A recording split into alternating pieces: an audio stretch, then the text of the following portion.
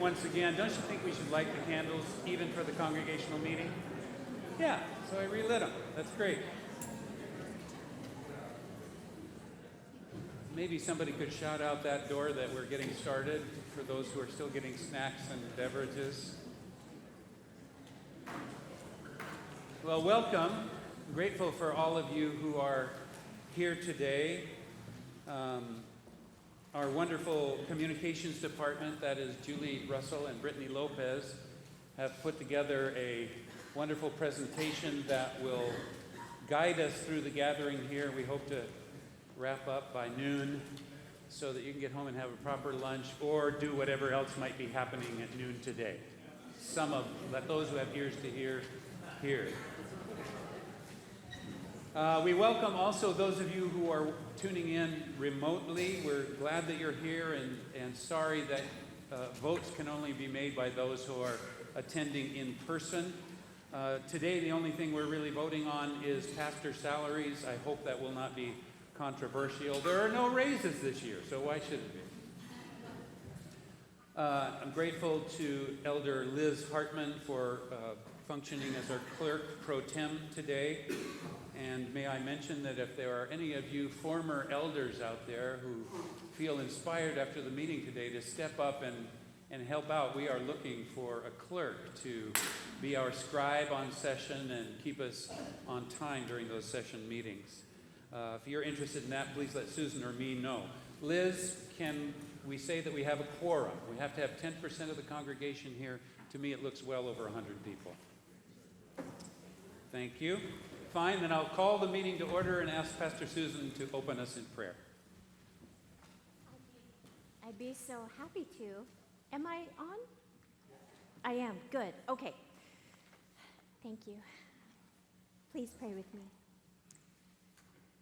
Almighty God, you have been our dwelling place for generations. We anchor ourselves in that truth right now. God, you have been at work since time began and will continue to be at work long after our time is done. You accomplish what you want to accomplish. We are thankful for what you have done through this body of believers named Lake Grove. As we move through this meeting, let our reflections declare your goodness and your faithfulness.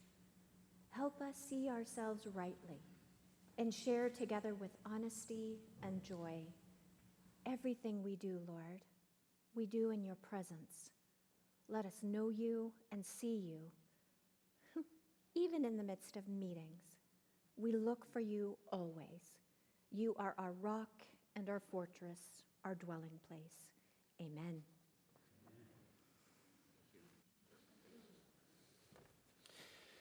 Well, almost a year ago, we had a congregational meeting that marked a very difficult separation from our lead pastor. And I think, thanks be to God, we've done a fair amount of healing in the meantime, and we have then watched as God has blessed us with wonderful programming, wonderful vitality. Many new families have joined our church or become a part of our church family, and we've seen a lot of old faces that have returned as well. In that time, we can't deny that God has been on the move among us, propelling beautiful worship, connecting us in discipleship and fellowship activities.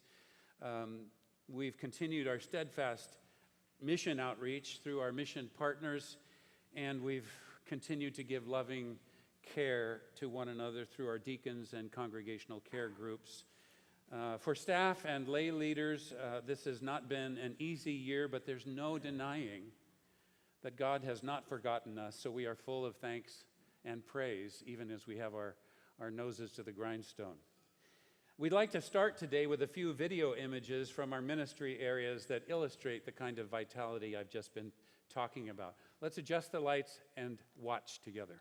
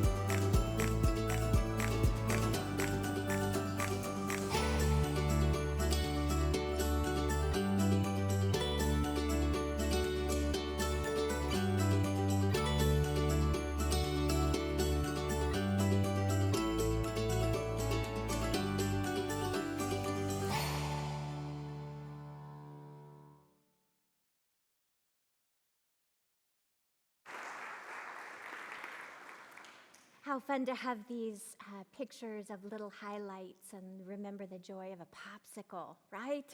Those little ones. Now we're going to move into a time of sharing some of our ministry highlights, and each of our elders are going to speak to their area where they have been serving. And so we're going to get right to it, and I would like to invite Mark Rockwell to begin and talk about administration. Thank you.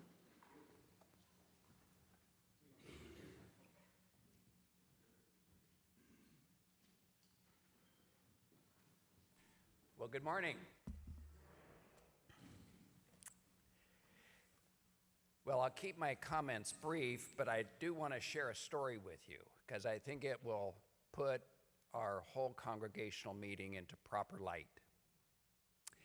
As you all know, it was a week ago that I came to you, and so did Jay, and he spoke to the other service, and shared with you that we had a significant shortfall of about $326,000. That was significant.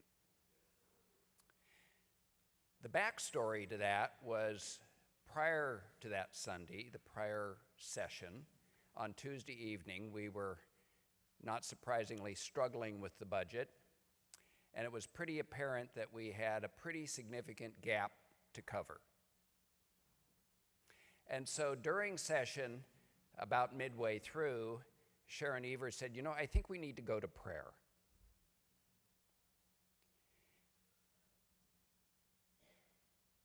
And almost immediately, I heard a voice say, go to the congregation. Now, talking about money in this church is kind of not our culture. And in fact, I've often said, if I weren't in the back room watching how the sausage was made, I might conclude that there was a sugar daddy that financed the church. Some old timber family from 100 years ago that donated a ton of money, and we just live off the proceeds. But that's not the case. It's you, me, and every one of us that fund the mission of this church. And I'm pleased to say that in the ensuing week, and these numbers aren't going to necessarily reflect in our budget to date, so it will give us a little bit of latitude, we've had almost $200,000 in additional pledges. And I think we all need to give ourselves a good hand of applause.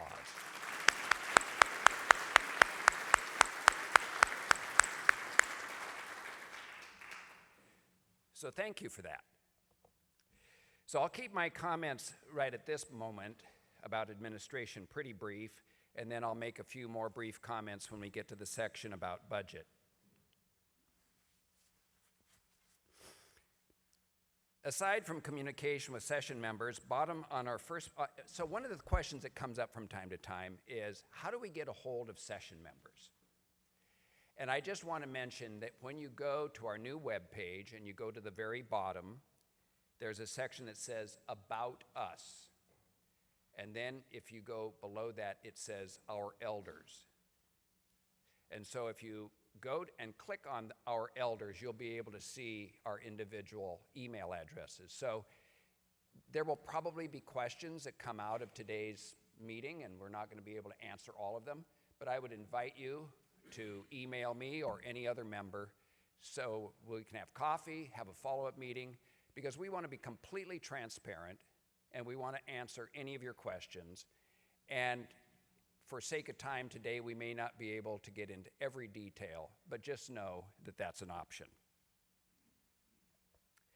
Administration of our church is perhaps the least talked about ministry area, but it provides a foundation for all other ministries to occur.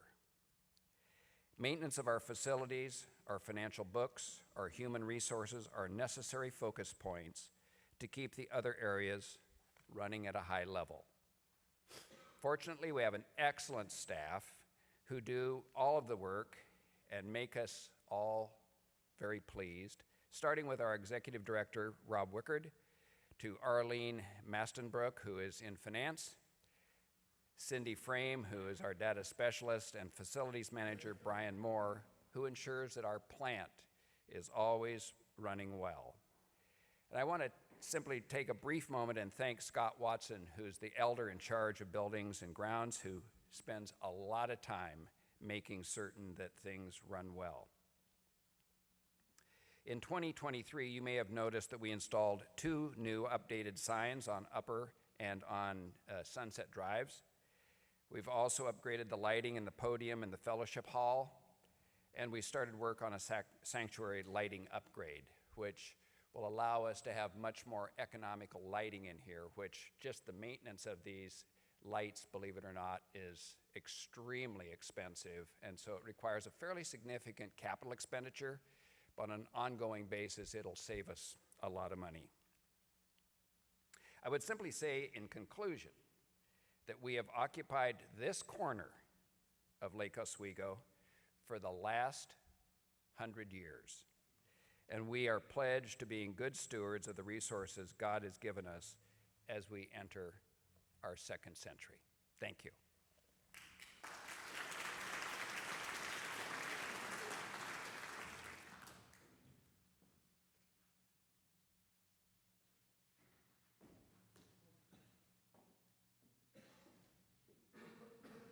Hello, I'm Karen Prigodich. I'm the Elder of Worship and Music.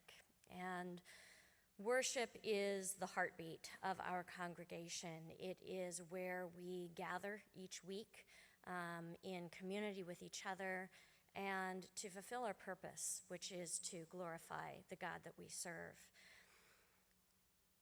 There are beautiful things happening in worship in this congregation.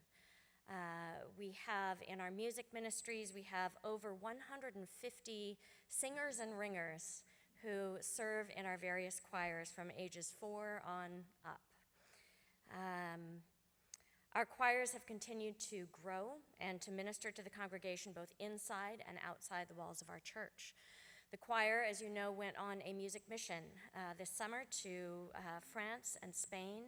And through the free concerts there, the choir really shared the gospel, built relationships, opened hearts to God's word.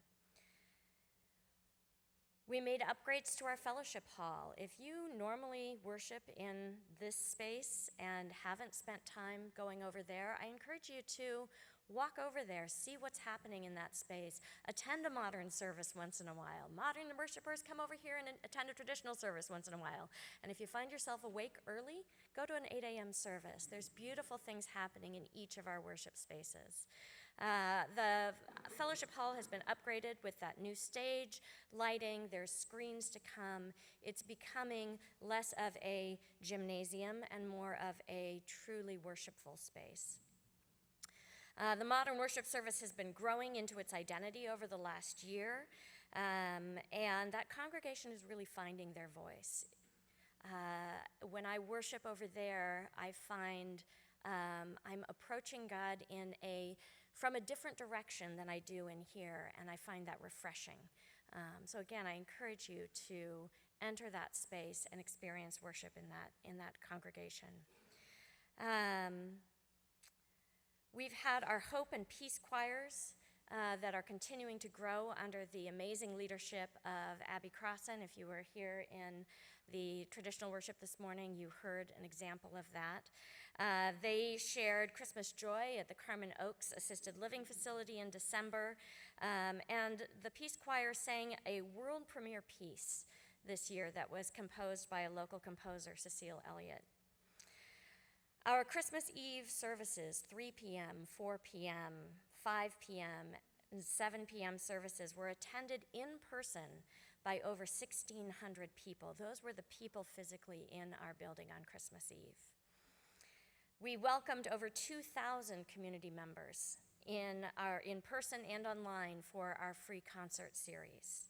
And several of those people have just showed up to attend a concert and have since been incorporated into our congregation through different ministries and attendance. We have an exceptional worship and music staff, but just to highlight a couple, Leanne Billstrom, our bell choir director, celebrated 34 years of ministry as the director of our Covenant Bells this year. A new handbell piece was commissioned in her honor, and it was premiered at the Bells and Brass concert. At that concert, we had an overflow of 150 people that could not pack into this space. I was sitting on a table in the gathering area with my legs dangling because it was the only place left to sit. Jeff Wood celebrated he's not there. I always sort of think he lives there, but he's not actually there. He celebrated his 10th anniversary at Lake Grove, and he also had his first choral arrangement published.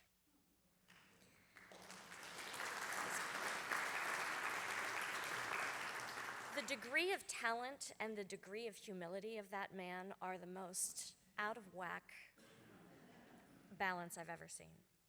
So looking ahead, we're currently preparing for the new liturgical season with Ash Wednesday, Palm Sunday, Maundy Thursday, Good Friday, and Easter. This is one of the highest holy weeks of worship in our church. The choir will be singing at the Coffee Creek Correctional Facility in April. The Spring Sing, featuring our children and our youth choir, will be on May 19th. We have a new drama camp that Abby Crossan will be doing with our children led this summer in July. And we have 2 concerts left in our concert series.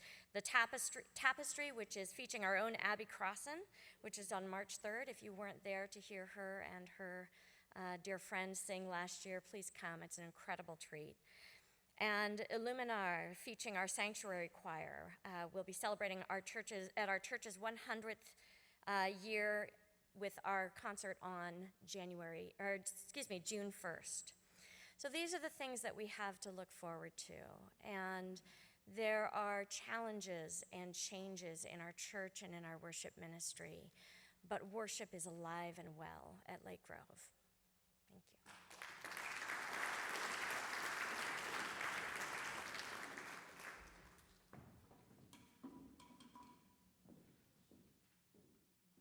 Well, good morning. At Lake Grove, we offer many opportunities for children and adults to learn and grow and connect with one another. And as Elder of Discipleship, I want to give you just a few highlights of the exciting things that have happened in our ministry areas this year, starting with our preschool program. This year, Noah's Ark celebrated its 25th year of educating children ages 2 through 5. Noah's Ark has 4 classes, 45 students, and 10 teachers. In addition, Noah's Ark offered 9 very popular summer camps this summer, and which were open to all the children in our community, ages 3 through 5. In 2023, we found Lake Grove Kids continuing to provide opportunities for families to connect and build relationships. Second Sunday events like brunch and bingo and coffee and corgis brought our church community together for food and fun and fellowship each month. Lake Grove Kids has continued to partner with MOPS, which is the Mothers of Preschool Children, to provide space for moms of young kids to grow and join together bi-monthly. This past summer, Lake Grove Kids partnered with Noah's Ark to provide 4 summer camps for the kindergarten through 2nd graders. Lake Grove Kids has continued to see growth in all of their programs, which is really exciting. Some of the highlights from our middle school youth program include summer camp at Washington Family Ranch and service-based city camp in Salem, as well as Fish Go on Wednesday nights, where an average of 20 kids come together each week to connect with each other and explore their faith in Jesus.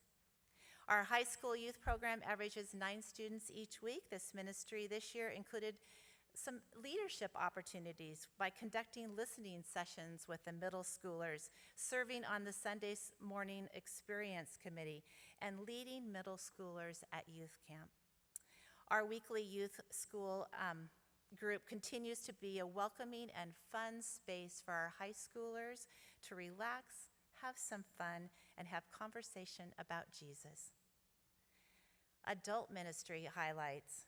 This year we offered 8 adult education classes, including 3 sessions on the life and imagination of C.S. Lewis. We had 2 workshops on civility and 2 sessions on science and faith, enemies or allies. Our average attendance for these classes were about 74 people, but it ranged widely. They were quite popular. This year, 25 women participated on our Wednesday morning Bible study. The men held 2 breakfast events, which had 64 and 104 men attending those events.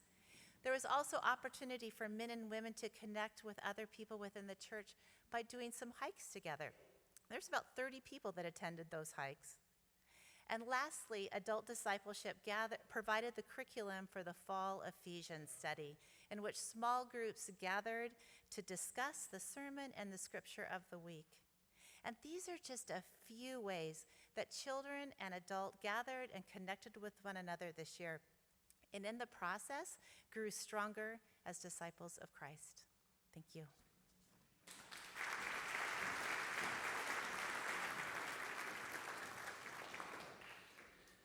I am not Susie Kroll. And unfortunately, Susie caught COVID, and she's doing better, but she could not be with us today. But she told me she would be watching, so why don't we all turn around and wave at Susie.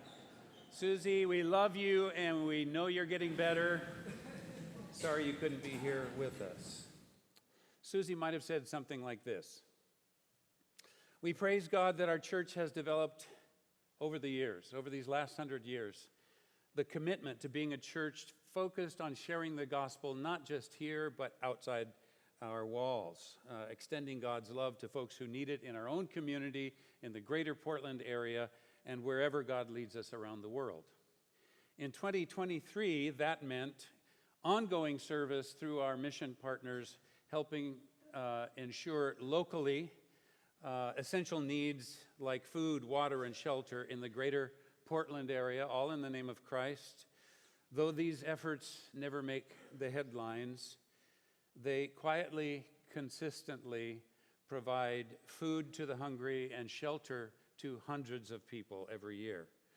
This includes a dramatic increase in the capacity of our partners with Family Promise, who with a grant were able to purchase a motel in Tigard, and now they're ministering, they have the capacity to minister to 3 times as many families without secure housing. And in that particular ministry, we've opened up our kitchen 3 times a week for their chef, Eric, to provide nutritious, home-cooked, well, church-cooked meals to their clients in Tigard. We also saw Lake Grove members travel abroad this past year to minister to Syrian refugees in Jordan with a side trip to Israel. We're glad we did it early in the year. And to celebrate in Zambia the completion of World Vision's development and church strengthening work in Sinazongwe. And we are grateful for the mission trip that Karen already mentioned as our choir sang the gospel in Europe. You were generous participants in our 4 quarterly offerings, contributing almost $40,000 to the One Great Hour of Sharing, to evangelistic efforts with a church in Jordan as they minister to Syrian Muslims, to empowering women in Guatemala, and to supporting needy children in our own area with cash and tangible gifts at Christmas. Though it was a challenging year in many ways, our outward focus never waned. I thank God for that, and I thank all of you for being a part of it. And may God increase our impact for the calendar year 2024 as we live in gratitude and praise for the first 100 years. We think back to December, where we consciously tried to reach out to 100 families for Care and Share, and we succeeded. And we cared for over 100 children through our Angel Tree program as well. Later, with Mark Evers, you'll hear more about ongoing opportunities for service as we move toward our centennial celebration in September. But we thank God for the last 100 years and eagerly look forward to embracing the future of our next 100. And I'll hand off to Sharon Evers and Anne-Marie Simpson, I think.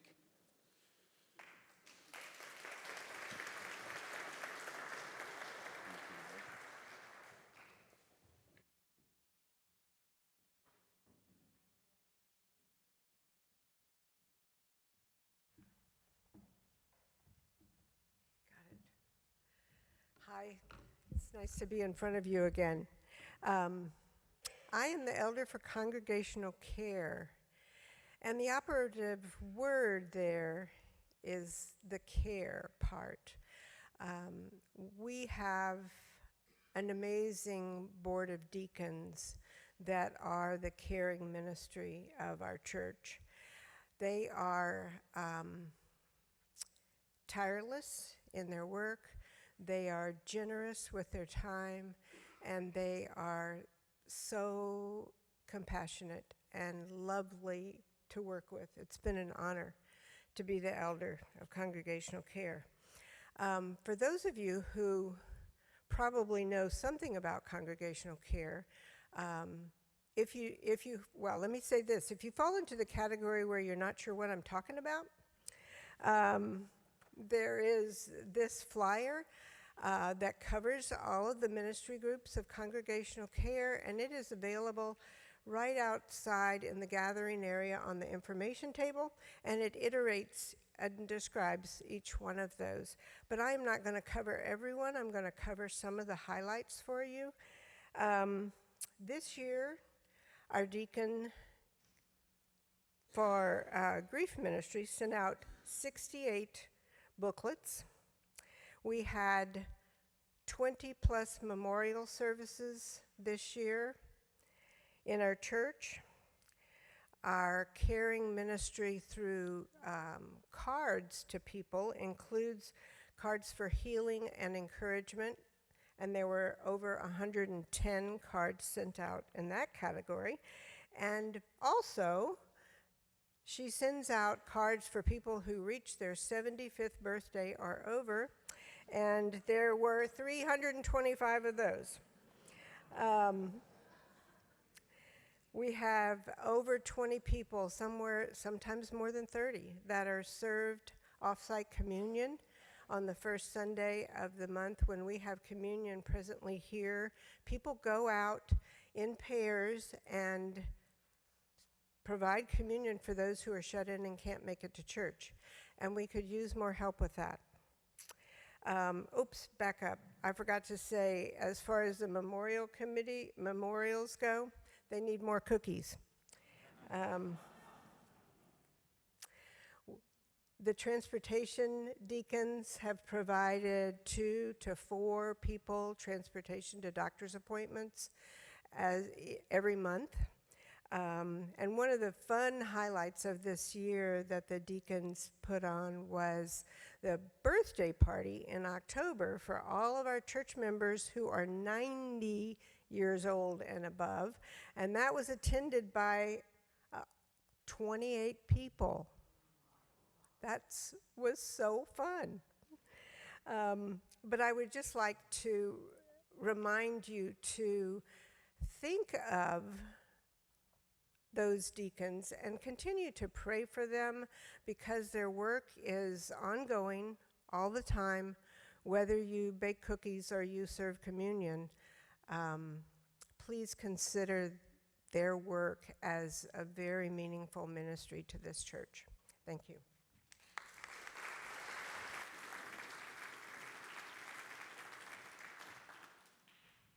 Good morning, Lake Grovers. I'm Anne Marie Simpson, and I am serving as your hospitality elder right now. Get to work with Sharon a lot and learn from her. When reviewing the 2023 life of our church through a hospitality lens, I was really struck by how so many of you have entered back into a rhythm of service and caring for one another in really deep ways. And specifically, even this morning, when we blew a fuse and we ran out of coffee, we had people, Skip and Rebecca and Barney Guy, just on it, trying to get you the coffee that you need. So people are stepping in all the time in so many ways, and in some other ways that have required a lot more time too. In 2023, over 140 of you participated in listening sessions where you gave your time and your creativity to talk about where our church had been, your frustrations, your sadness, your joys, and talked about the direction that you hope to see the church go in. And church staff also participated in this effort and participated in 2 listening sessions as well. One thing that you may know, you should know because you see them every week, there is a team of 40 ushers and 25 greeters who welcome you and care for you as we gather for worship at our 3 services, and they served at 7 additional services last year.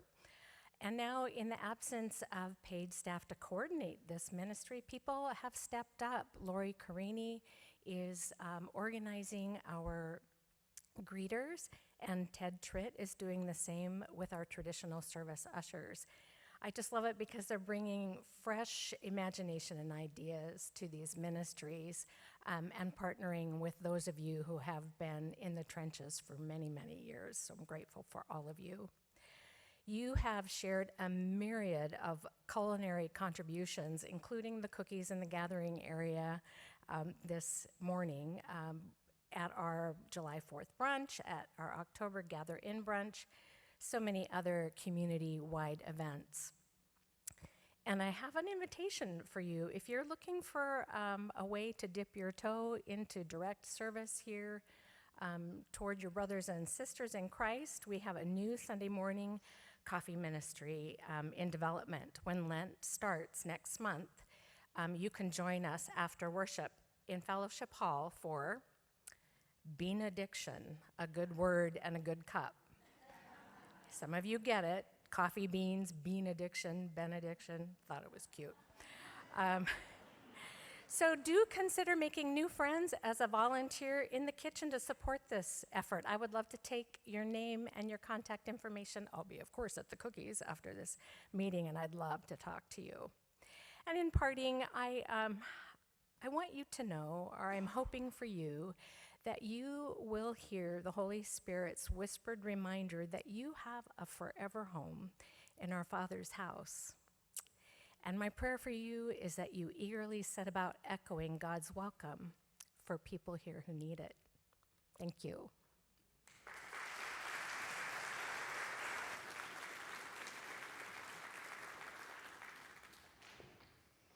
It's such a privilege to work alongside each of these elders. It has been a significant year, and thank you. Thank you to all of you. Thank you to all of you in the congregation for the ways that you have been engaged, the way you have been willing to show up in reality with how you feel and what you think, and be able to wrestle together to be a community together. Thank you. We wanted to take a moment to remember now those who have died and stepped into the life to come in 2023. And then you will also see, following that, as we celebrate the little ones born and new members who have joined us this last year.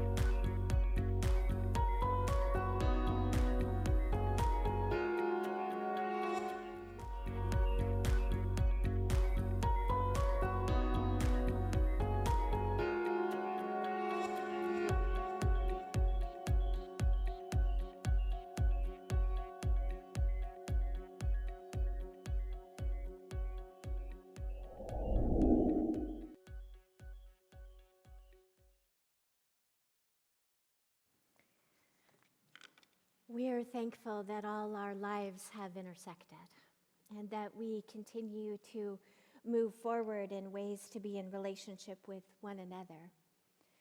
So we've looked back at 2023 and all that we have walked through, and now we look forward with expectant hope and thoughtful intention for what is to come in 2024.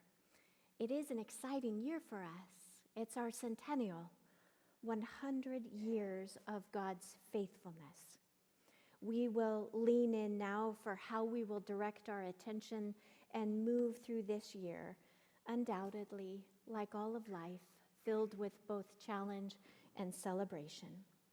I'd like to invite Elder Lynn McMillan to come forward in her role as the chair of our interim pastor search committee.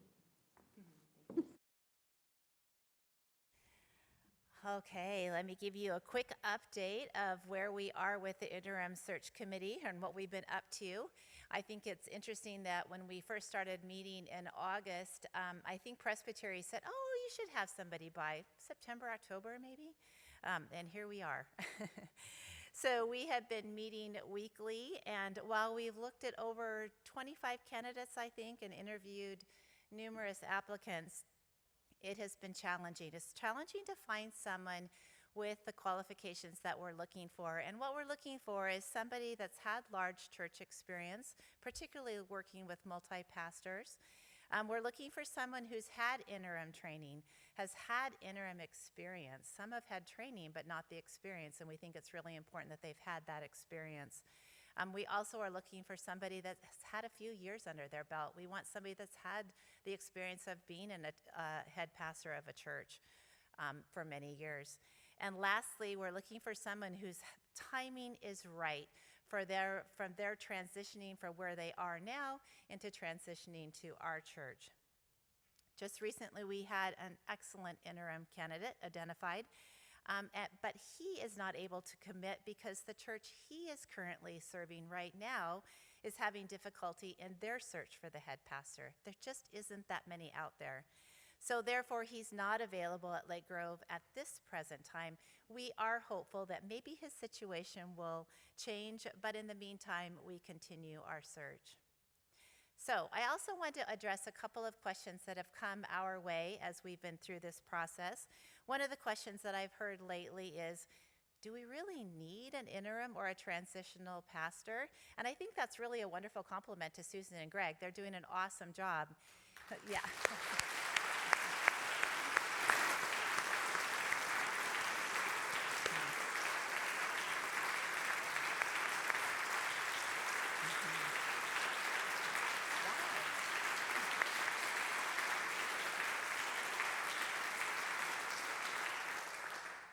Thank you. They deserved that. Yes, they are working amazing ways. But yes, we still need an interim and transitional pastor, mostly to give them support. But the other thing is that we need someone who's trained in the process of celebrating and reconciling our past and helping us identify who we are in the future. And this takes special training and intentional work. This process will help us determine who we are and who our next head pastor needs to be. Secondly, I've heard, why aren't we using this salary to help our budget gap? And I wanted to assure you that we have. We knew that we were not going to be starting anyone soon, and we actually used part of the funds that we had set aside for this transitional pastor to cover the budget gap that we have had. So be assured we are looking into that as well.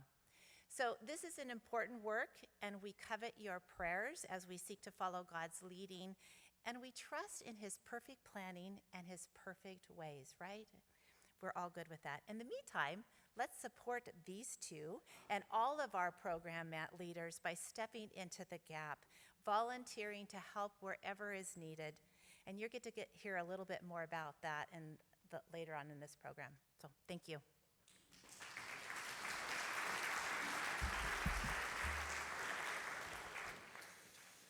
So as we continue to think about what we're doing moving forward, Susan and I are just going to briefly tell you what we foresee for our program areas in 2024. And I appreciated what Mark Rockwell said earlier about our administrative functions supporting all the other ministries of our church. And we should also see those administrative functions as a ministry in and of itself. We're sorry that our executive director could not be here today. He is in California with his wife, whose father passed away a couple days ago. So Rob Wickard could not be with us. Many of you have heard that our facility, right off the bat in 2024, experienced damage because of burst pipes during the strange cold weather that we had. So about 10 of us are banished out of the pastoral administrative area while repairs and new carpeting are being taken care of. The good news is that Service Master was able to respond very quickly, and the work is ongoing. Another thing in this coming year, you heard Mark allude to this as well, is our failing lighting system here in the sanctuary. You can't always see it yourself, but it's a patchwork. It's almost, well, it's over 15 years old, and it's out of date. It was what was up to date 14, 18 years ago, but we need the new thing, which will be much more flexible, light much better, and will be much cheaper. You know, what is it? What do they call those light bulbs now? LEDs? Right, that's it. So that kind of segues into worship, and I was going to tell you some things, but my friend, Elder Karen Prigodich, she did 23 and 24, so I'm grateful for all the things that are going on in our worship and music arena. I think I would add, piggybacking on what Karen said about Leanne Billstrom, our bell choir director, being here for 34 years.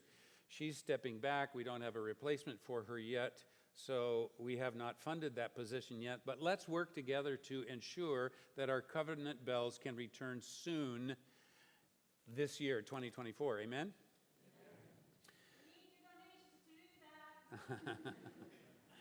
Finally, what can we expect to see in the realm of mission outreach during this coming year? We have a mission go team heading to Guatemala coming up in March. Before that, in 2 weeks, we'll have a visitor from Senegal as we consider the possibility of returning to Senegal either late in this calendar year or early in 2025. Meanwhile, as I said earlier, our local mission partnerships are moving ahead strong and steady, and they offer opportunities to help the hungry, the unhoused, and school children with food insecurity, housing insecurity, and the need for clothing and school supplies. All these local ministries need support this coming year, and all of them would welcome new volunteers. We're also trying to continue to support and move our 2 Afghan refugee families towards self-sufficiency. Plenty of ways to make a difference right here in Lake Oswego and within a 10-mile radius around us. In 2024, Lake Grove will remain a community with a heart that extends beyond our own needs, outside these walls, wherever God leads. What can we expect in 2024 from congregational care and discipleship, Susan? What can we expect? Well, we can expect that the grace and faithfulness of our many care teams will continue to happen, that they will continue to do their work. Care work, as Sharon mentioned earlier, is always ongoing, and it's usually quiet in the background. For example, your prayer team that meets faithfully every Tuesday morning at 8:45 a.m. on Zoom. They pray through your prayer requests and all that has been submitted for that weekly, and of course in their own prayers daily. The care team regularly, they meet weekly and pay attention and make calls for acute needs throughout each week. Our meal train, thank you for those of you, 5 more of you signed up to help cook for people as they move in their need and the beautiful way they organize food for people at needed times. The medical supply closet, if you didn't know about that, there's people in and out of here almost every single day being able to borrow, return, donate, and have items that they need. Our food pantry will continue to solicit and receive your donations. Thank you, and share with hunger fighters. And as you heard, the transportation team will continue to offer their rides. The Stephen ministers, they're very faithful and steady listening. The communion team, able to go out into homes and serve the very presence and body of Christ.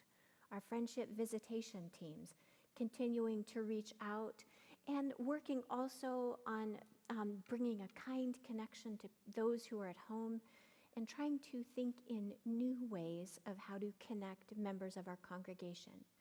It will surprise none of you that we're in a different landscape when many of these care teams were formed. It's different now. We're so thankful for the gift of streaming. It is both a blessing and a deep challenge because, hello, all of you joining us online, but we're separated from one another right now by some distance. How do we connect that you know you're part of this community, you all know they're part of this community, and we grow in our faith together? There are ways we're trying to work out how to adapt to that. What does visitation look like when we can worship online and maybe not have a touch point here in our building that has been so familiar to us for so long? We covet your prayers, and if you've got a brilliant idea, I think that means you're called to help. Our greeters, ushers, coffee fellowship, so delighted at this new and returning and new way of connecting with coffee and benediction. And all of you who will, it's not addiction, by the way. Just kidding. Because maybe it is. We're thankful for the ways, because here's the thing about care. It's really the fine details, isn't it? When somebody can send a smile timed at the right time, which is a gift of God, when a cup of coffee can be there for you, when there is a thoughtful call coming, and that takes all of us paying deep attention and having awareness for one another. So you can look forward to, in 2024, the ways that we are trying to grow in connection as a whole church. The session, as they met and had some gathering for listening and discerning what are our priorities, right at the top there is that sense of connection and belonging. We know we need to continually work on that. You'll see that. I want to transition to our discipleship team, and so thankful. I see many of the staff sitting right back behind here, and at some point we're going to invite all the staff who are present here to stand and that we can all thank them.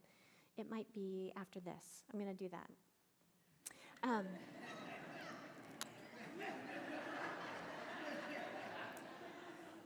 I'm a woman to reckon with.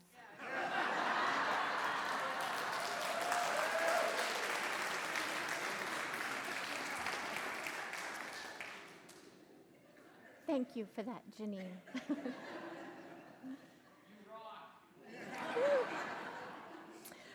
In our discipleship team, from infant all the way to adults, you can continue to see age-appropriate opportunities for all of us to grow in knowledge of faith and in spiritual formation. You will have opportunities to slow down, to listen to the still small voice of the Lord, to grow deeply in your own life of faith. The women will look forward to a women's retreat May 3rd through 5th. You heard it here. Yes. We'll continue also to run, there's a grief group currently running right now, and we hear this deep desire, and we are making honest effort to move towards it, of having more honest and direct conversations about difficult things in life and in our culture. And so you can see us engaging with current issues and being able to say, we can approach the Lord and one another with everything and seek wisdom. you can expect that. And the last thing I'd like to say, if you have a thought that says, I wish, or why wouldn't they, I'd like you to see that as your invitation to make that ministry happen, to be that connector or conduit for it. Because my goodness, we are all in with God and all in with one another. Thank you.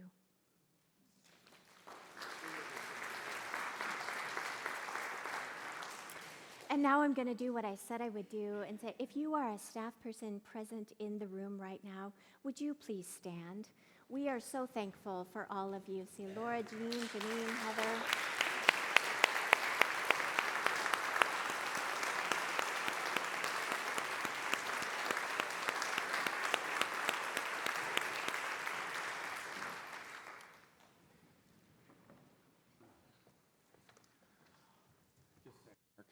Well, you can come up. Just stand behind me, support me. I just had to text my wife, who couldn't make it to the meeting today, to ask her to chill some things.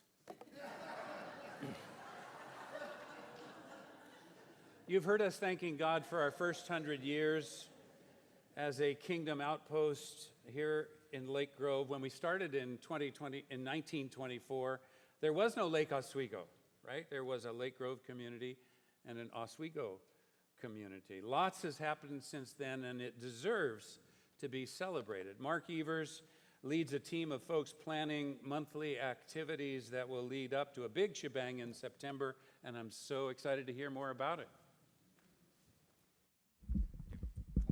All right. Yes, I'm leading a group of folks who are working on this. I'm honored and privileged to be doing that. There's a lot of work going on. Are there some of you who are here? If you're here, can you, if you're working on this, could you stand up? I know Liz is here and Luann is here, and there we go. We've got some folks that are working on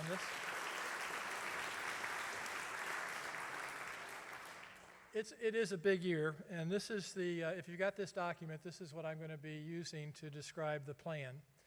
You'll see in the middle of that is September 10th, 2024. That is the official 100th year anniversary, which means that on September 10th, 1924, a group of people met and formed this church. And if you open the brochure in the middle on this page here, there's a little vignette that describes how 8 people and $25 formed this church. And you might ask, well, how do we know that? Well, we actually have a copy of the handwritten minutes from that meeting. And right below that, you'll see this little brown box. That brown box is the Bible verse that the committee selected to be the basis for our celebration. It's from Hebrews 12, 1 through 3. And if you're familiar with Hebrews 12, it's a great verse, a great chapter in the Bible. There was a lot of difficulty in Jerusalem at the time, and it's believed to be Paul's letter. He first calls to memory the people that went before, Abraham and Moses and the other leaders of the Israelites. And then he tells them to have faith and persevere. He literally says, raise your hands and strengthen your knees for the future. So we took this verse, therefore, since we are surrounded by such a great cloud of witnesses, let us run with perseverance the race marked out for us. So that's kind of what we're using to guide us. And in that vein, we chose honoring the past and embracing the future. So if you flip it open, you're going to see on this little table here, you're going to see honoring the past. Each month, we're going to take some time to talk about a period of time or a ministry activity of the church. Each month we're going to do this, and I'm not going to go into all the details of that, but we're going to take some time to go back and look at history. And I'm going to step away just a minute and channel something that Janine said in her message today. God chooses women. Certainly Susan is an example of that, but as we look at history, you're going to see some wonderful examples of the difference women have made in this church. For example, Noah's Ark was mentioned. That occurred because a lady had a vision, and she started that program some 25 years ago. There's a affordable senior housing project not too far from here. That happened because a lady had a vision of a project, and we were able to do that. Anyway, you're going to see lots of examples of that, and I think you'll find it interesting. And then we have this piece where we're calling Embracing the Future. And then, as Greg said, we're going to be doing some service projects, hopefully working together. Down at the bottom, we've got some special events planned. The first is in May. We hope to have Reverend Dr. Dave Peterson join us in the pulpit. He is the son of a man by the name of Reverend Donald Peterson. And Donald Peterson is actually the driving force for this sanctuary. He was the pastor at the time, and we are literally standing where he stood and where he directed his congregation. He was, I don't want to get off in the woods too much, but he was a fantastic singer. He actually could have been an opera singer. But he began preaching and became a very good preacher. But not only that, he was a great administrator. And his mantra was, everybody's got a job. Nobody in his church could be a bench warmer, if you will. Everybody had to participate. And then we've already mentioned the choir concert coming up in June. And then in September, Becca Bruner. Some of you may not know, but the pastor that was here before, Bob Sanders, I know most of you know this, but some of you may be new. He was our pastor from 1991 to 2015 when he retired. Unfortunately, he passed away in, I think, 2021, I believe. But at any rate, his daughter left this church and went on to become a preacher and is now a preacher outside Philadelphia. She's going to join us for the kind of the culmination of our celebration. On the back are some ways you can participate. I'm not going to go through all this. There's lots of ways. If you want to participate or if you have any questions, there's an email address at the bottom here. You can email us and we'll respond as quickly as we can.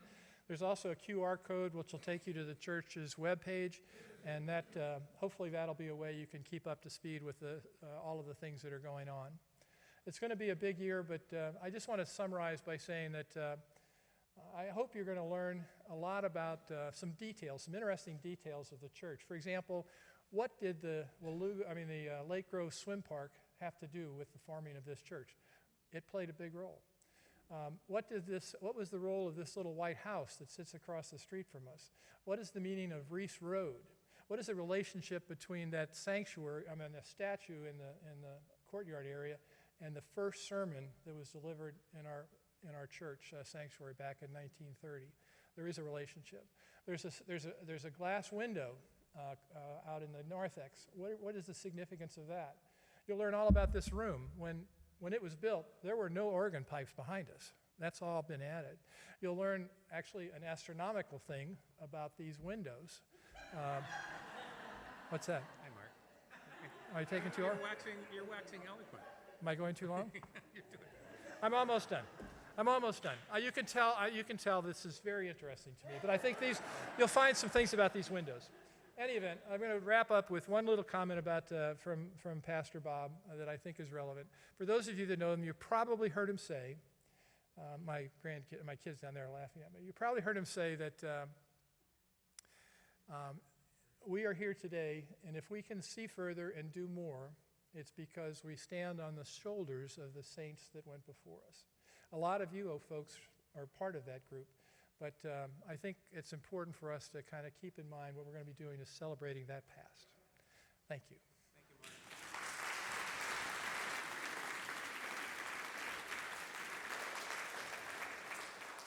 Presbyterians call their elder boards the session, and our session has passed a balanced budget for the first time in several years, and we'd like to present it to you. But for clarification, I just want to remind us that the budget is not up for a vote, but we will be glad to explain it to you. You're receiving it and entertain a few questions after the trustees have presented. And I think Mark Rockwell is presenting on behalf of the other trustees, and our finance elder, Eric Ray, is here just in case.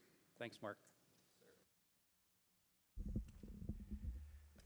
Well, we'll try to keep this simple because there's a lot of numbers up there, and we're not going to talk about most of them, because if you're like me, your eyes probably glaze over after you get past the first several. So I'll just give you sort of the highlights so that you'll know where we were, where we are, and where we're going. So looking back at 2023, we had a budgeted revenue for the year of $2,719,575. $575,000, yes. And that, based on that budget, we anticipated a shortfall of $98,000. So that was a conscious decision on the part of session, recognizing it was a transition year, that we would use $98,000 worth of reserves to close the gap. However, our actual revenue, rather than being $2,719,000, which we had budgeted, came in at $2,408,000, which meant that we had a $311,000 shortfall from what we had anticipated. That's pretty significant. However, that was significantly reduced, or the gap, if you will, of $311,000 was significantly reduced through really careful expense control, and that really goes to the credit of the Board of Elders, but most importantly to Rob Wickard, who's our executive director, who really ran a tight ship and worked diligently to keep our expenses under control. But nevertheless, even with a $185,000 reduction in expenses from what had been budgeted, that left us with a deficit for the year of $223,000. So that's kind of the backstory so that you understand why when we went into budget session this year, session felt it was really incumbent upon us to pass a balanced budget. We've had deficits for a couple, 3 years, and while we still have reserves left, we certainly don't want to be in a position where our reserves get so depleted that the first time there is an emergency, we just don't have the money or we have to go out and borrow it. So session was very committed to passing a balanced budget. In 2024, we have passed a budget based upon information that we had as of Tuesday this week, and I'm pleased to tell you that subsequent to Tuesday, some additional money has come in.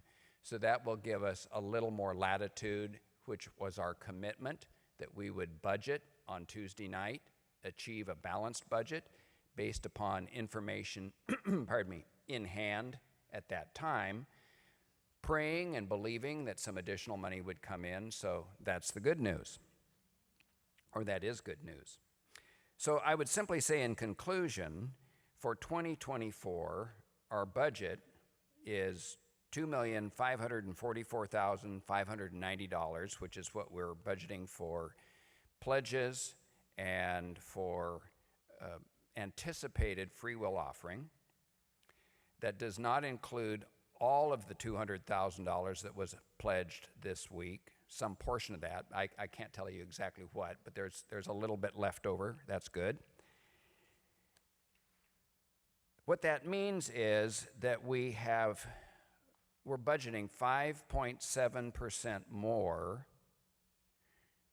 than we received last year.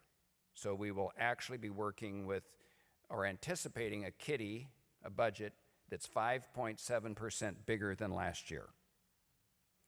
Our expense budget is also $2,544,590, which is 3.3% less than our actual expenses for last year. And that's what puts us into balance. Or said differently, the 2024 expense budget is 96.7% of what our actual expenditures were last year. So that gives you an order of magnitude. You're not looking at 20 or 30% reductions. You're looking at something that's fairly modest, albeit not without significance. The combination of increasing revenue, 5.7%, and reducing expenses, 3.4%, has enabled session on Tuesday evening of this week to pass a balanced budget of $2,544,590. During the balance of the week, additional pledges have been received, so that will now allow session to review and potentially restore some of the items that were reduced. I tremble to ask if there are any questions because I probably am not going to give you very good answers, but I'll sure take a shot at it. What questions might you have? What is the focus on replenishing any of the reserves if they have been used in these past few years? Well, reserves are reestablished when we recognize that we have sufficient revenue come in that we don't need to budget all of the money. I mean, we want to be as tight as we reasonably can. I wouldn't anticipate that during the year 2024 we'll be able to replenish the reserves, although if we can, we will, but it would be pretty modest. We might be able to eke out $30,000 or $40,000.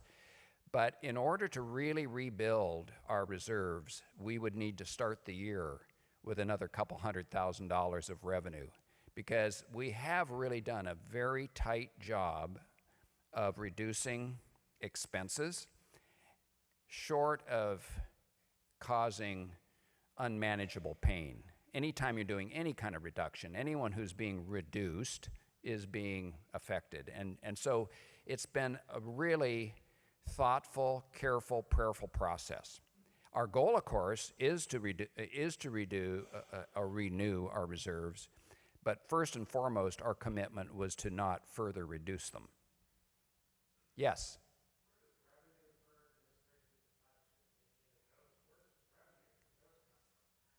I can't hear you, I'm sorry.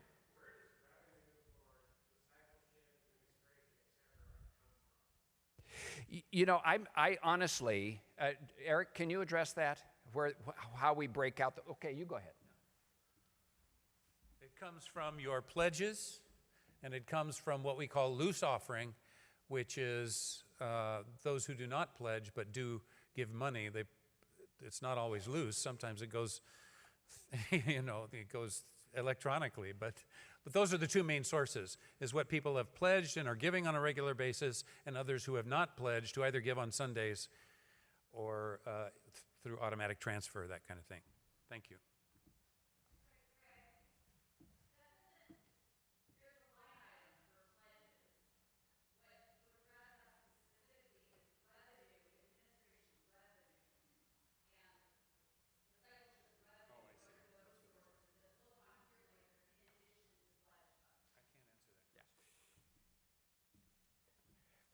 I'll have to tell you, the way a church does its budget and accounts for its revenue is not the way a business does. And I'll have to confess, and that's why it's really unfortunate that Rob wasn't able to be here today, because he understands the idiosyncrasies of the budgeting process. What I can simply tell you in summary is that we anticipate, based upon pledges, funds that are automatically transferred, ACH payments, which a lot of people have ACH payments that they make every month, but they're not an actual pledge, but they are a recurring contribution. And then free will offering. Those numbers in total are roughly 2.55 million. Now, how those subcategories break out and the rationale behind it, I have to tell you, that's an answer. There's a good one for it, but we would need to go offline and explain it in more detail. Otherwise, I would just make myself look like a fool. Yes? I'm sorry? No. Yeah. Yeah.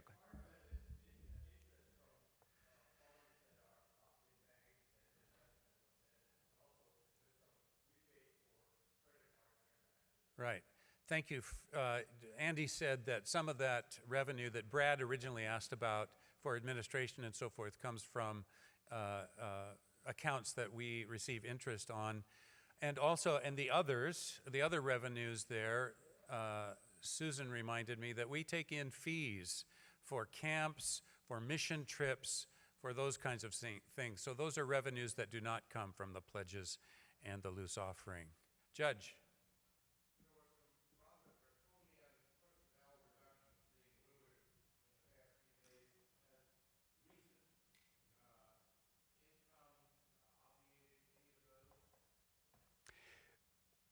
What we did is the budget you're looking at was based upon the numbers that we had to work with on Tuesday evening.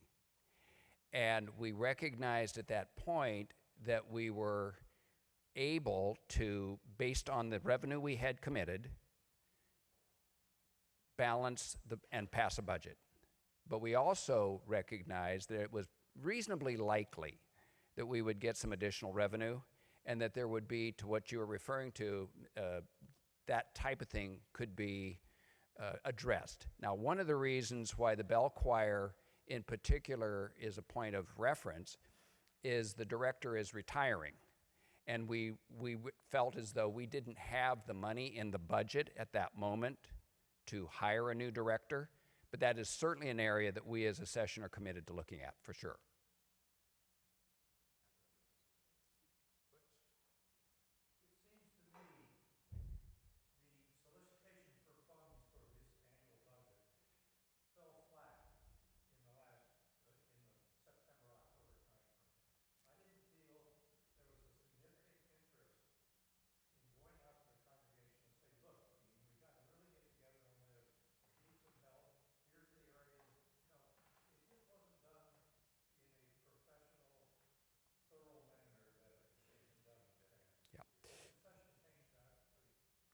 You know, thank you for that comment. And you know, I think your criticism is valid. As I said in my earlier remarks, the culture of this church is not to talk about money. And that has to change. And that's incumbent on each of us. And I applaud you for responding in a very positive manner, and I will pledge to you that this next campaign, this next fall, you're probably going to get sick of seeing me. But no, it's a very legitimate comment, and we need, as a session, to do a better job of making you aware of what the need is, because this is a generous congregation. And I believe that if the congregation knows what the need is, you respond. And I thank you for that. Yes, Penny. Mark, just a quick question. You mentioned that more money has come in, and I understand the budget was balanced on Tuesday. But an email came out, another all-church email came out, that staff that was going to be impacted potentially by this had been notified and so forth. Yes. With additional money coming in, will some of that, and I think Judge was getting to that a little bit, will some of that be rolled back? Yes. I would anticipate. Money going to go into unrestricted reserve? No. I believe the answer to your. Of course, I'm one member. I'm only one member of session. It would be my sense in reading the feeling of session that our goal is to dial back any restrictions that we've made to the extent that we can. And so we're all very sensitive to the fact that we have wonderful, loyal, thoughtful, creative staff, and it's painful to have to make any type of cut. But we also knew that we owed it to you to come here today with a balanced budget, not knowing on Tuesday night exactly where we would end up. And I'm pleased to say that between Tuesday and today, there have been at least another $40,000 or $50,000 come in. So that's good news.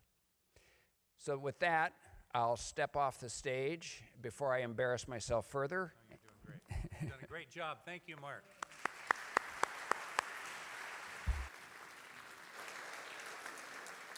And if there are other questions, Eric and Mark and Jay Hamachek are three present trustees. Do we have another one? Anyway, you can have questions. We have 2 more items to complete, and Karen Pergodich is going to tell us quickly about opportunities to get involved. I don't do quickly well with a microphone in front of me. Likely impacts of the budget and staffing reductions. We want to frame this with the context that you've just heard, which is that these decisions were made on Tuesday night with great hope that additional funds would come in. Those funds are coming in and continue to come in. And yes, as Mark said, he's one member, I'm one member, but I can tell you that the heart of Session Around the Room is deeply concerned for our staff and for our programs and ministries at the church. So the likely impacts that you see up there, we cannot tell you that those things are going to all go away, but we can tell you that that is what this budget reflects, and that Session is doing all we can to reduce those impacts. However, we need more than just Session to address these needs. And you have shown us deep financial generosity over the past couple of weeks. We also need stewardship of your time and your talents, and that's where volunteering comes in. And I guess that is the QR code at the end, Julie? Okay, so at the end of this, there's going to be, can you go to the end and get the QR code? While she's doing that, if you have one of these in your hand, pull it out, and lightning won't strike. Greg even texted his wife in church, you heard. Get out your camera and point it at that QR code. Kind of focus up there, and it should show up a little link on your phone. That's going to take you to a Google form. And I'm going to encourage every single person here to at least look through that and consider prayerfully, what are the gifts of time and talent that you have? What are the places where God is stirring your heart to serve our congregation, our community, and our world? And I just want to go through a few of those. So Julie, go ahead and rewind now a little bit. So these are the main categories, and you've heard many of these today, so I'm going to just say briefly. Administration. These are places where we may need some clerical assistance. Our staff are stretched thin with things, and many of you would have time to come run a copy machine, do some of those things. Our reception desk, if we do not have a staff person at that reception desk, we will need people to be answering the phones, welcoming people. Sign up for a shift for that. We need an ongoing building and grounds team that is monitoring this physical plant and caring for it well. If there's anything we've learned in the last few weeks, we need a functioning finance committee. We need people with that expertise and that wisdom. I don't have it, and I need you to help me there. Congregational care and hospitality. We mentioned the need for serving off-site communion. We have a prayer team that is one of the most vital ministries that we have in our church. Transportation for people. Preparing and serving Sunday morning coffee. We have so many people saying, why can't we have more food? Let's bring the food, volunteer, tick that box on that form. Other special events. We need kitchen assistance. So if you enjoy being in a kitchen, sign up for that one. Our children and youth, we've done amazing things. Our LGK folks have done an amazing job with Second Sunday events. We need people to set up, tear down, run craft stations, work in the kitchen, herd corgis, whatever else needs to be done. Our youth group, they like food. So on Wednesday and Sunday nights, we need folks to bring food for our youth and maybe to stick around and help run that youth group. Maybe invest in the lives of a young person as a mentor. Adult discipleship. We heard great news about a women's retreat. Did I hear May 3rd through 5th? I put that on my calendar. Hope I did it right. We need people to be involved in the planning of that. I didn't say be in charge of the whole thing. I said be involved with the planning. We need adult Bible study and Sunday school leaders, small group leaders to invest in the discipleship of our congregation. For worship, we need people who are willing to learn to help with AV and visual support, video production support, a chancel guild. And if you are not a longtime Presbyterian and aren't sure what a chancel guild is, all of the things that prepare this space for worship, the communion elements, the flowers, the linens, to care for this space and prepare it for worship. Those are some examples.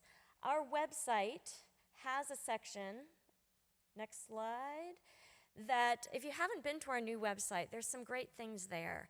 You can use that QR code to fill out the form that I shared with you. You can also go to our website anytime and find ways that you can get involved with missions, with in our local community, our global community, and with our church. We need people who are involved. Who was the pastor, Mark, that said there's no bench warmers in that congregation? Donald Peterson. So we need to heed that call of a former pastor here. We are the church, and the church needs our time and our talents as well as our treasures. Thank you.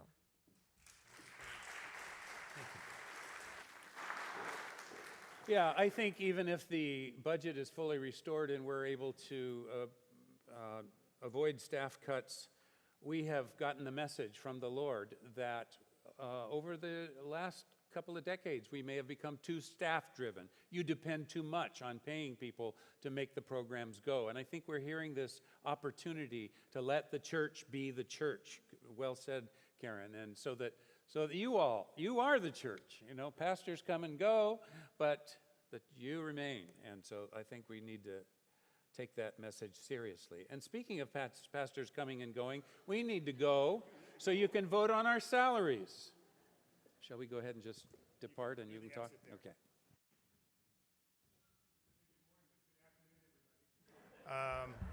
As they go out, I just wanted to thank the Personnel Committee. I know Andy's in the back.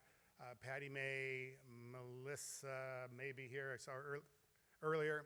I also want to thank Penny, who was the elder before me, and she really laid out a solid program and faced some tough issues. And so, Penny, thank you.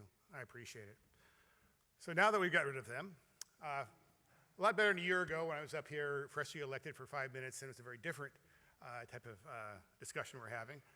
We have two great pastors in our house. We have Pastor Greg Flack. He's what we call a call pastor. So that means he's an employee of you. And then we have Susan, who's a supply pastor. And the simplest thing is she's an employee of the session. They both do a marvelous job, and especially this last year, I was surprised they didn't have their track shoes on when we're doing concurrent services. They're running back and forth in there, and their quality of sermons, I think, have really increased over this last year as we go through that. So can you go to the next slide, the small print? There. Small print, glasses. I've got a copy here, luckily. On the left-hand column is the 2023 budget. In the middle is 2023 actual, and then we get to the right in 2024. And if you could see those numbers, you would see actually their total compensations are made static, slightly down, and that's mainly due to savings that Rob's been able to eke out on benefits. So when you look at it, we're not really paying him less, but some of their benefits are costing us less to put in this year. So, very simple motion right here. A motion to approve the following terms of call for Greg Flack, Susan Graham for the 2024 calendar year under the Presbyterian Church USA Book of Order. Do I hear the yays? Any nays? All right, so be it. Now, can somebody go find our pastors so we can? Thank you, everybody.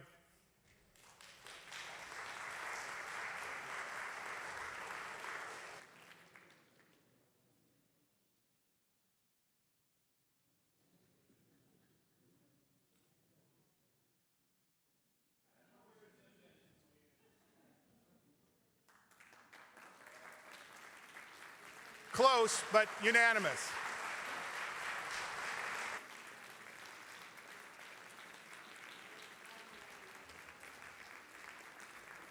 Thank you. Oh, good. Thank you. Thank you. Thank you.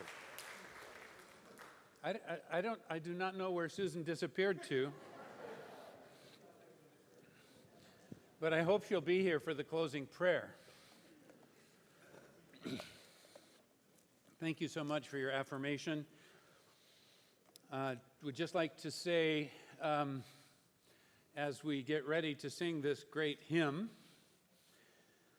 and if we don't have it, do we have the text? See what the next slide says. Is there another slide with the text? No new slide? I think it's hymn number 475, Come Thou Fount of Every Blessing. And let's remember as we get ready to sing this song how the ancient Israelites marked their progress into the promised land when they crossed the Jordan River. They marked it with stones. They said, here is where we are raising an Ebenezer. Here I raise my Ebenezer, my stone of remembrance. And just as they did, may we remember how God has brought us to this point in our centennial year, our 100th year of Lake Grove's existence. When you sing that, sing it with gratitude, thanking God for bringing us this far and knowing that there's a future for us to embrace where God wants to bring us even farther. So listen for Ebenezer, that word Ebenezer, as we sing, Come Thou Fount of Every Blessing. But before you do that, clap for Susan too.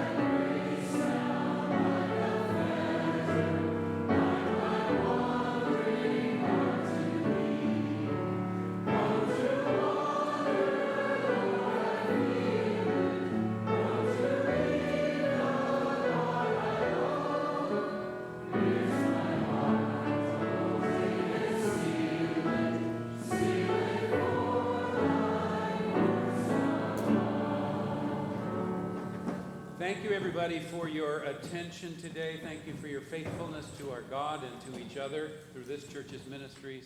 We saw evidence of divine intervention and renewed vitality this past year.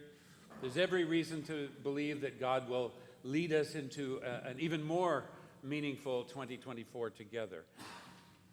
Because resources have been tighter, it'll require us all to link arms together in this endeavor, and we will do that. As we do, may the Lord bless us and keep us. May the Lord cause his face to shine upon each one of us.